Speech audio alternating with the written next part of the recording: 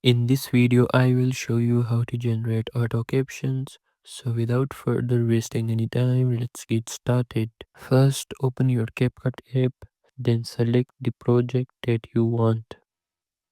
Select the clip.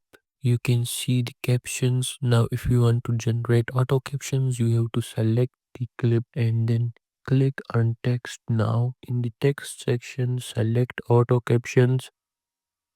Now click on generate captions and it will start generating the captions.